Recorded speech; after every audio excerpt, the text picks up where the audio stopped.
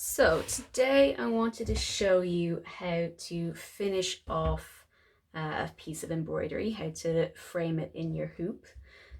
So there's kind of two different ways to do it. They're done pretty much the same way though. So as you can see on this one, I've left the back open, so you can see all of the stitching at the back. But on this one, I've covered it. So I've put a second piece of fabric in. So this one is just the piece of fabric that the embroidery is on, that's just gathered at the back. This one, I have two pieces of fabric, one that the embroidery is on, and then a second piece that's just blank, just to cover it at the back there. So the way I'm going to show you, you do it exactly the same way for both. It just depends whether you have one piece of fabric or two pieces of fabric.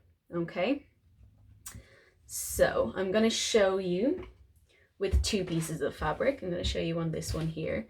So I have the piece that my embroidery is on, and then I have just a scrap piece of calico on the back. Okay. I also have, of course, my embroidery hoop, and I have a fabric scissors, I have my screwdrivers, and I have my needle and thread. So the thread that I'm using is a top stitch thread, or sometimes it's called a buttonhole thread. This one is a Gutermann.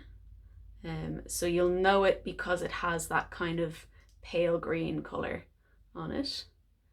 And the reason I use this is it's just a little bit stronger than your average sewing thread or embroidery thread. It's a bit easier to tug on without it breaking. All right, so you'll see when we come to that later what I mean by that. The needle I'm using today is a chenille needle. It's a number 24. And yeah, that's just because it has a nice big eye. It's perfect for this thread. You could also use probably an embroidery size 5 or size 3 even, just as long as you can thread the thread through the eye, then it's big enough. So let's get started. So I have my hoop, and I'm just going to put the two pieces of fabric together in this hoop. And you want to get your piece of embroidery nice and centered, obviously, but you also want to make sure that the screw is at the top in the center. So to show you what I mean there, if it's at the top in the center, I usually put a bit of ribbon on it then to hang it, wherever you might be hanging it. And if the ribbon is at the top in the center, then your embroidery will hang nice and straight. It's not going to be kind of skewed. It's going to be nice and centered. All right. So you want to make sure that's in the center there, and you're just putting the fabric into the hoop as normal. And of course, then pulling the fabric tight. Now, because you have two pieces of fabric in the hoop, you might need to pull them each separately. So I'm going to pull the top part first.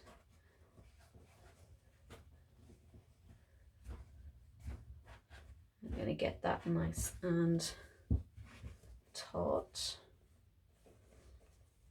Sorry if this is a little out of shot. I'm leaning it against myself.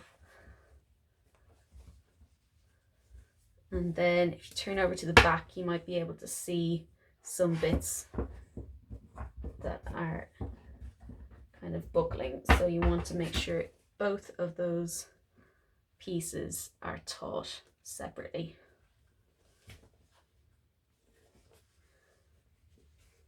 So it might take you a few minutes to get it right, but you want to make sure that it is right.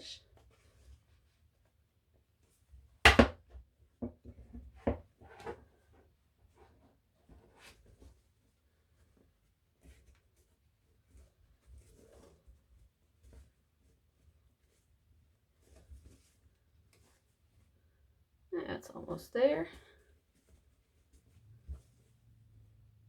Yeah, that looks pretty good to me. So once you think you have that all set, just make sure that you tighten the screw with your screwdriver. So this one takes the flat head, and you just want to get that nice and tight as possible. So that just helps your fabric to stay in place that little bit longer.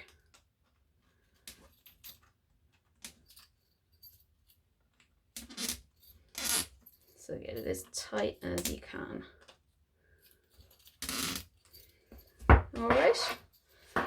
So then what I'm gonna do is trim the fabric around. So you want maybe like an inch, 2 inches, inch and a half, that kind of area around the size of the hoop.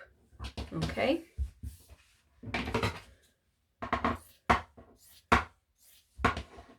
And of course I'm chopping 2 pieces of fabric together.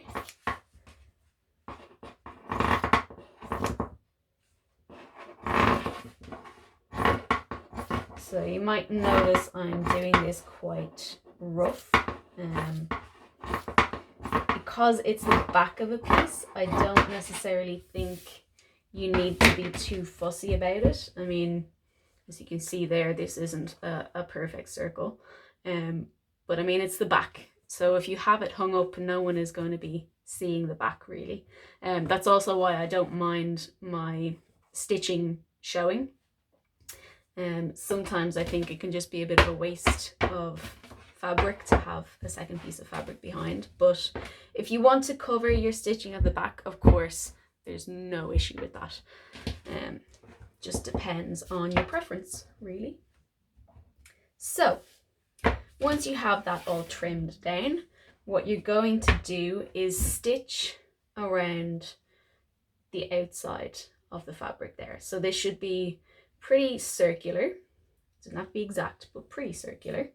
And then what you're going to do is you're going to fold in those outer edges, and you're going to stitch around there. So you want to fold in maybe 1 centimeter, half a centimeter, depends how much you need in order to stitch both of those pieces of fabric together.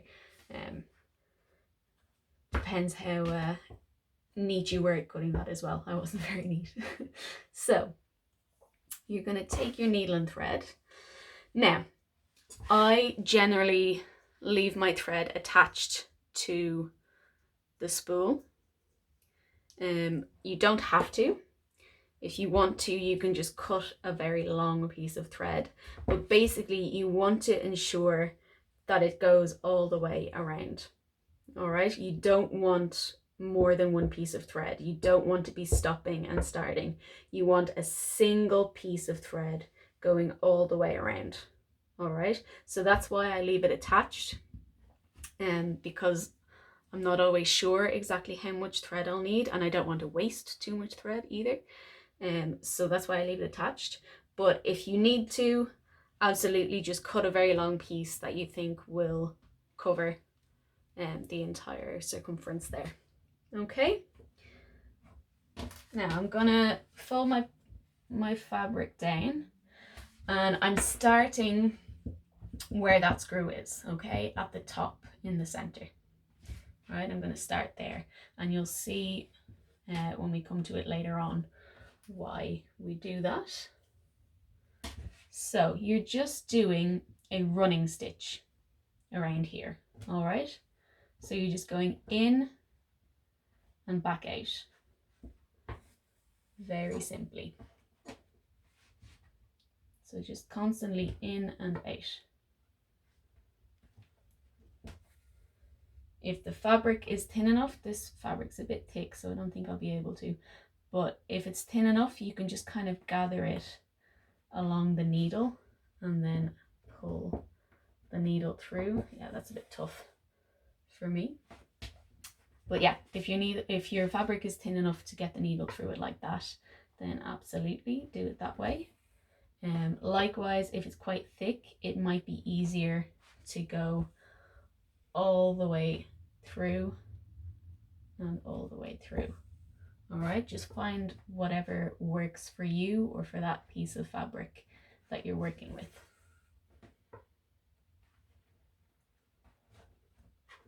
So you're just doing this all the way around. Just folding as you go. And you'll probably notice again, I'm not being too particular about this. I'm not having my stitches all exactly the same size or anything like that.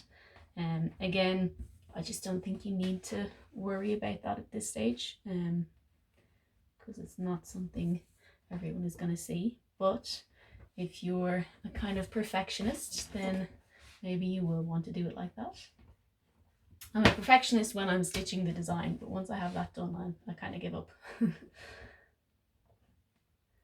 So you're just continuing that all the way around. You may need to pull some more thread through every so often.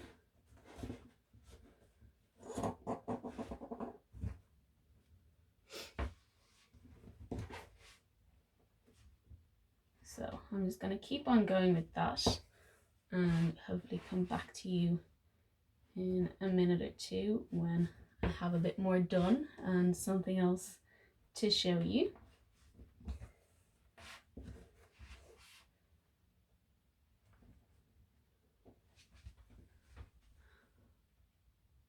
Nice, so I've gotten around to here and I don't have a whole lot of thread left, but it's difficult to just kind of pull that through. So I have to go from this side and just pull some more thread through and then go on a bit further and pull from there.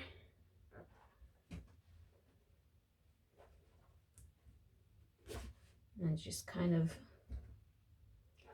feeding it on around.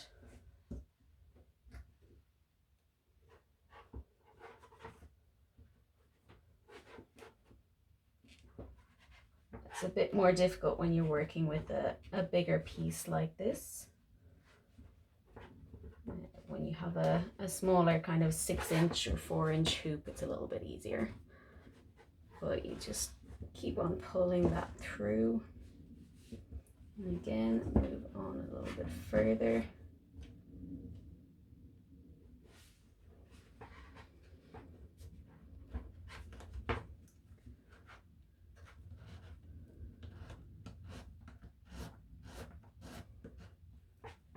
So as you can see, I'm kind of pulling on that quite harshly. So that's why it's better to use a stronger thread like the top stitch or buttonhole thread.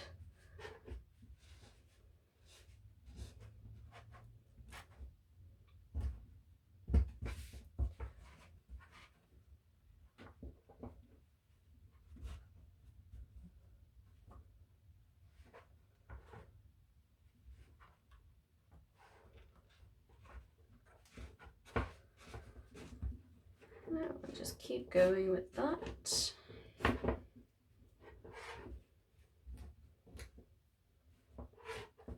Be able to pull from there. There we go.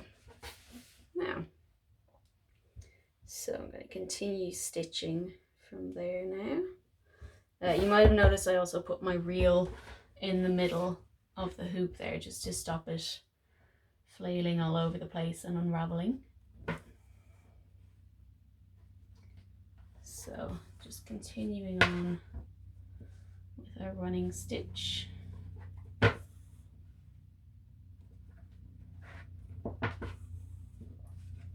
Now obviously I've used a piece of fabric at the back here that's a different color to the piece I have the embroidery on. If you want a more cohesive look, you might use the same color. But like I said, I was just using a piece of scrap fabric to show you this. You can also use thread that's the same color to have it blend in.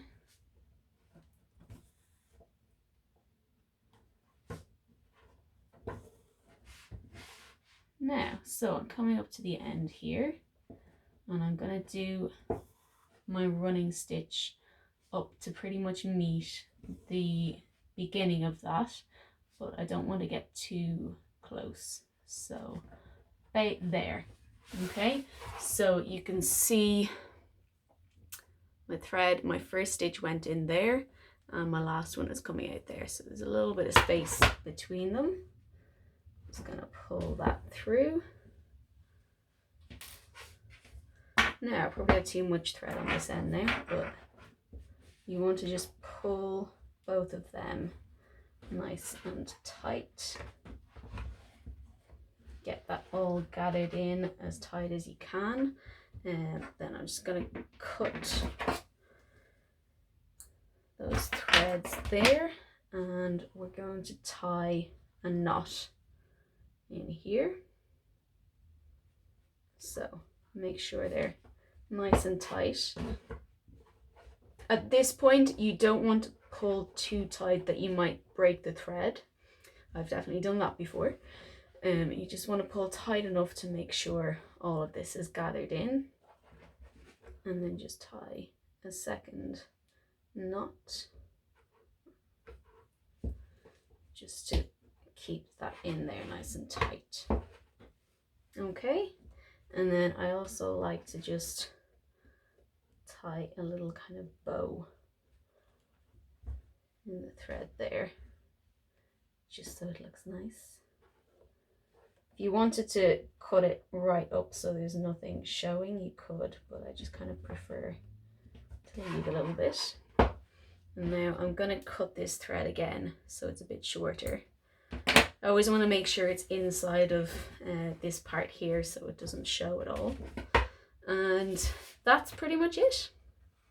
Okay, so like I was saying earlier, you start at this point, so that when you finish and you have this little bit of thread hanging down, it's hanging into the blank space here. If you have it hanging the other way, you might see bits of thread at the bottom there. So that's why I always start at that point and finish at that point. All right, but yeah, that's it, done now. So you can add your piece of ribbon on there and hang it up. But yeah, that's it, nice and easy. So let me know how you get on with that. If you have any questions or anything you want me to clarify, don't be afraid to ask. But have fun finishing off all your pieces now.